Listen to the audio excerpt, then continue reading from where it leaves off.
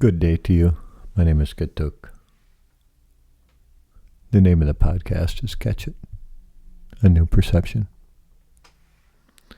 I hope you continue to catch a new perception. I hope that the way that you feel inspired, the way that you think, continue to change. And I hope that you're inspired by this podcast at times.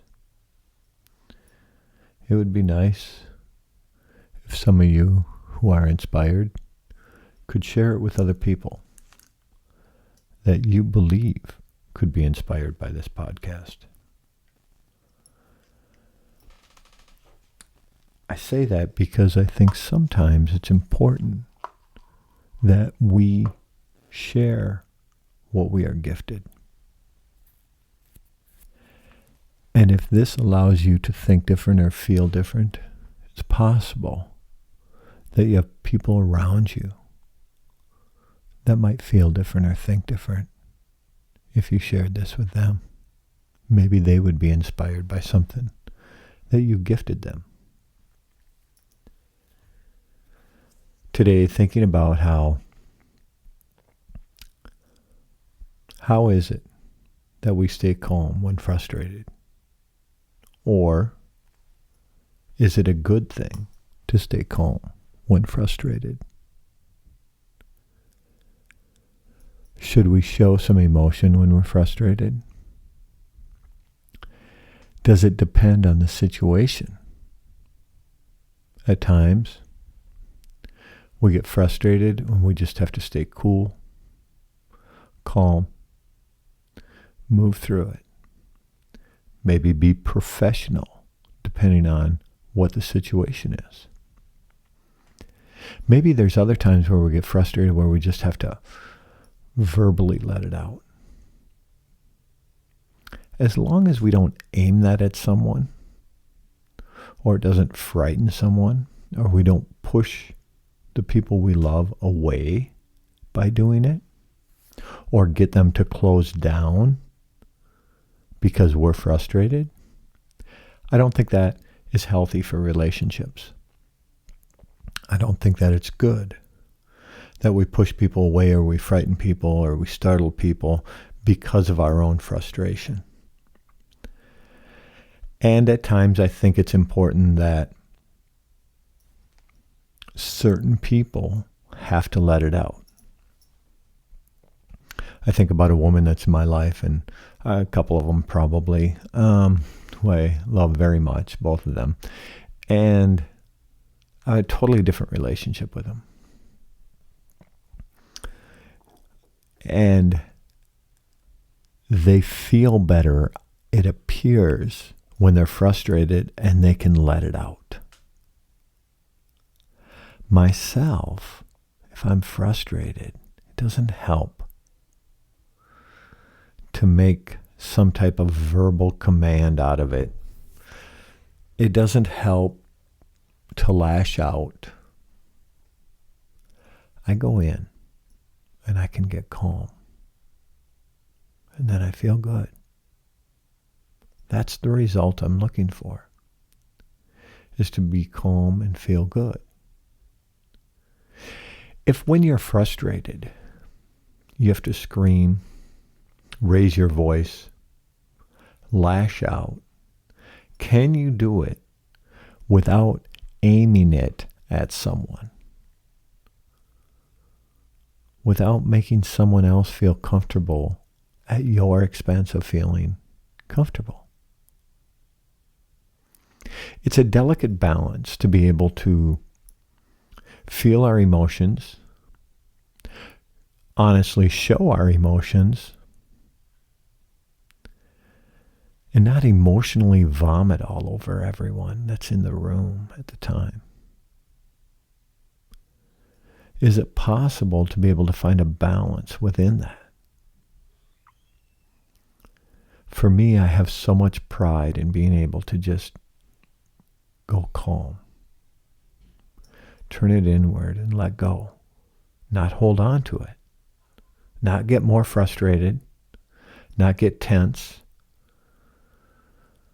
Don't hold it in my body and let my body get tight. None of that. Just bring it back in. Exhale. And let go. For me, that works. I think it's important that each one of us find what works for us as we do this.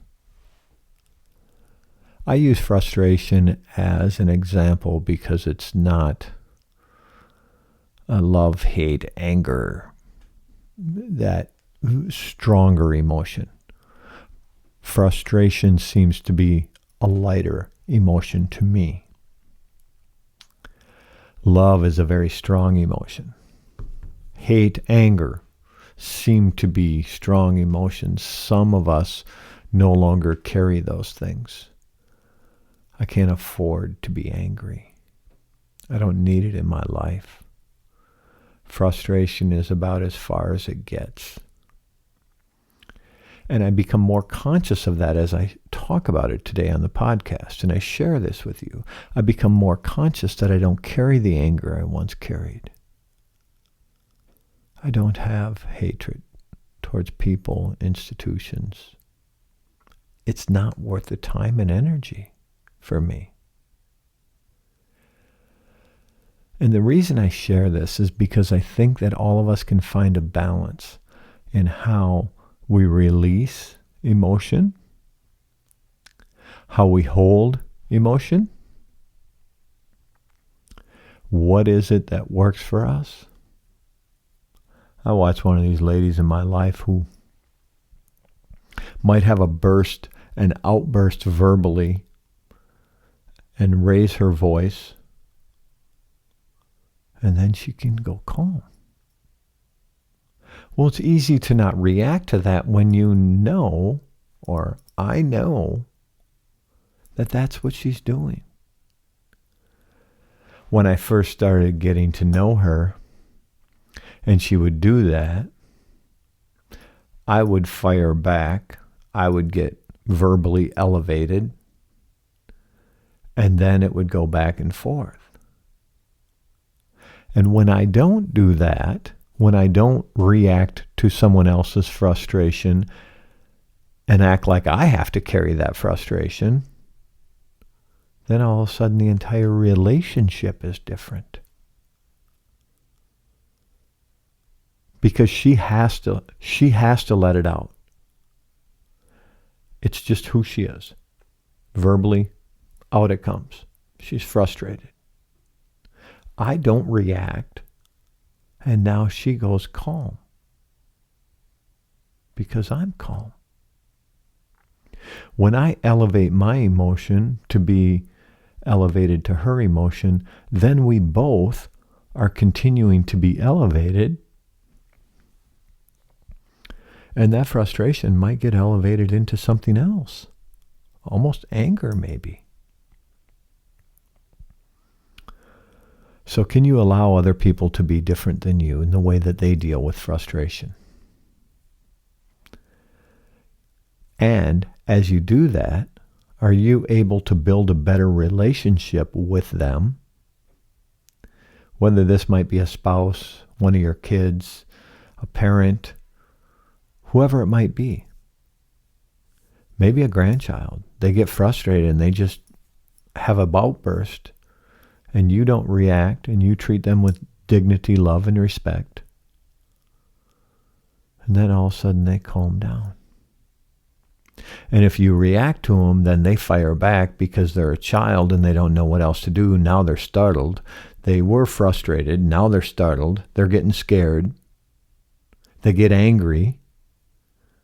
And both of you continue to get emotionally elevated. My point is that there's options on how you treat people, how you treat yourself, with something as simple as frustration or anger, even if someone still carries hate. I even struggle with that word and what it means today, because it's not part of who I am. So I'm not even really sure what it means. That's why I use a term like frustration, because I don't really get angry. I don't get elevated to that point anymore. Where are you at? Are you able to hold on to that frustration and bring it in one deep breath, and then exhale and let go and be done and be calm? No tension in the body, no thought of it, because you know it doesn't really matter. And you're able to give it back to whatever energy takes it, rather than forcing it back on someone else. I think that there's a lot to be learned in how we react to people, how we react to ourselves, the terminology that we use. I speak of getting elevated. To me, there's not a negative connotation with that. I speak of frustration. There's not a negative connotation with that. It reminds me of, heard these guys talking, some friends, and one of them says, well, I don't like being called calling myself an addict or an alcoholic, because I think that that's like degrading, or I think that I'm talking down. And I'm thinking, most people I know that claim to be an alcoholic or an addict, they use it to elevate themselves, because they're saying, I've identified that I have this problem and I can do something about it. And they don't stay stuck in the problem.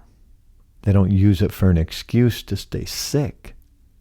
They use it to elevate themselves. It's not a negative connotation to them. So I think sometimes the way that people try to get politically correct around some of this terminology doesn't necessarily help them. I hear one person say, well, I have a substance abuse disorder. And that might be what, a technical psychology book may call it.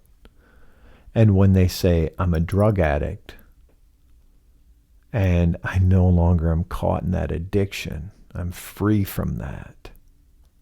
Or I have a substance abuse disorder and I'll always have it, but that's okay. I don't know. It's just terminology. I get it. I just may not, as I'm becoming an elder, I may not be as politically correct as some people, because I don't understand. And it's not that I don't want to understand, or it's not that I don't want to be politically correct. Sometimes people are not politically correct because of misunderstanding. It's not out of disrespect. I think sometimes people misunderstand that.